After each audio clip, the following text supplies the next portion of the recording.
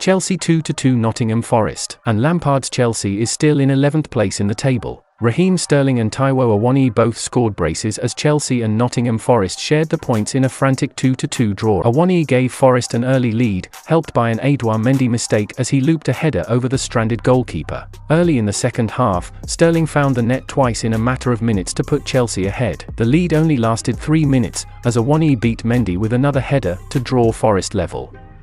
And right now will be AG Chelsea TV's post-match analysis video. If you enjoyed this video, give it a thumbs up and subscribe to the channel. Also, turn on the bell notification so you never miss out on new content. During Chelsea's pre-match training session, fans were shocked to see the appearance of Charlie Holland, captain of the U14 team. And when we saw the Blues starting lineup, we were shocked once more. Goalkeeper Edouard Mendy was an unexpected choice for Frank Lampard. This caretaker knocks out Kepa, who has been a priority to start in recent months. Much of the reason for that is because Kepa is a keeper who doesn't have a good height and doesn't like to punch the ball from free kicks or crosses. But Mendy proved himself unworthy of the number 1 spot after a lousy foul allowed Taiwo Awoyini to score. In this situation, Mendy rushed to punch the ball from the cross, but he chose a bad position. In many moments of the match, Mendy also failed to control the opponent's corners or crosses, so it was Lampard's mistake to start him. The second surprise was that Lewis Hall started at left-back even though the English coach still had Azpilicueta on the bench. Not having a stable tactical system is one of the reasons why Chelsea have not played well recently. Bad results lead to bad performances by our players. So when Lampard gives a chance to academy players like Lewis Hall, he expects young players to shine with enthusiasm and passion. And the situation at 31 minutes shows that. Hall hold the ball and pass the Nottingham player. He then crosses the ball inside but Felix fails to score. Theoretically, Chelsea's formation is 4-3-3, but when the Blues attack, Madueke and Hall will play as wing-backs while Sterling and Gallagher will exploit the half space. The shape of Chelsea now will be 3-2-5, double pivot is Enzo and Kovacic. The situation in the 17th minute was an example when Sterling broke through Nottingham's half space and received a long pass from Enzo Fernandez, but he failed to shoot. When defending, the team's formation changes to 5-3-2. However, the use of 3 highly work-rate central midfielders Enzo, Kovacic and Gallagher made Chelsea unable to control the half space.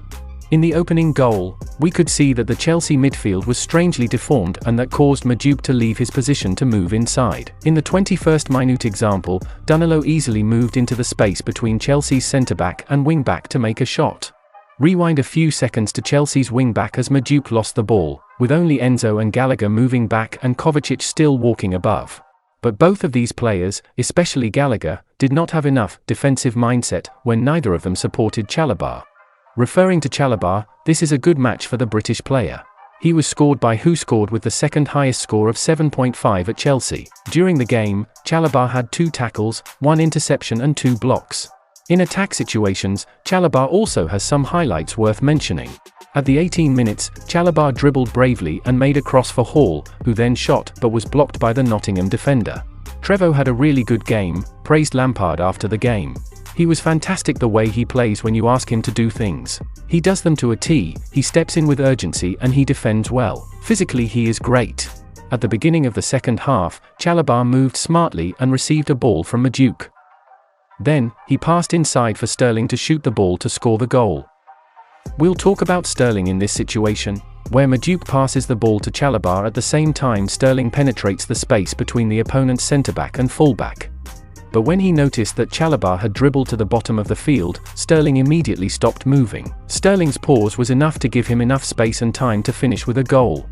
It was a classy situation for Sterling, but 7 minutes later he had an even crazier moment. In the 59th minute, Sterling successfully intercepted and helped Chelsea counterattack. Loftus-Cheek's good carry and he then passed to Sterling. Sterling made a cut behind and turned the Nottingham player into a clown. He then made a technical shot into the far corner to make it 2-1 for Chelsea. The aforementioned goal also helped Sterling become Chelsea's top scorer in all competitions this season with Kai Havertz. Small gains, small steps forward are important, and Raheem's a player who has credit in the bank as such, as he has been a regular goal scorer in the Premier League and for his country, said Lampard. To see him score there was like Raheem, arriving for a cross and then individual brilliance to score the second goal. So I am very happy for him, and it is what we need across the top end of the pitch. Raheem has done it and he produced it again, But if you are going to win games when you have 76% possession, you need to be killers at the top end of the pitch. Raheem has proven to be that. At the moment, we don't have enough of that. But Chelsea wouldn't lead for very long, as Awoyini caused more trouble in the Blues' penalty area. A Forest throw-in into the box was half cleared, but only as far as Oral Mangala, who looped a cross back over the top of the Chelsea defence towards an unmarked Awoyini at the back post to nod home. This goal also shows the weakness of young players, that is experience. When Hall was the one who didn't follow up closely with Awoyini. The Blues pushed hard in the final stages, but Forest defended deep and with diligence, happy to take a point in their fight against relegation. Chelsea travel to the champions Manchester City next Sunday for our penultimate away fixture this season. Kick-off at the Etihad is at 4 p.m. Speaking of the team's performance, Lampard talked about the pre-match plan and how closely his players followed it. This is the difference between performance before and after the break.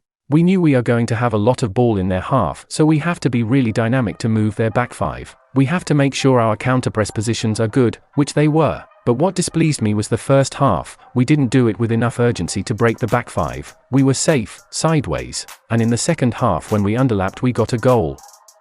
When we showed urgency in our running forward, we get the other goal.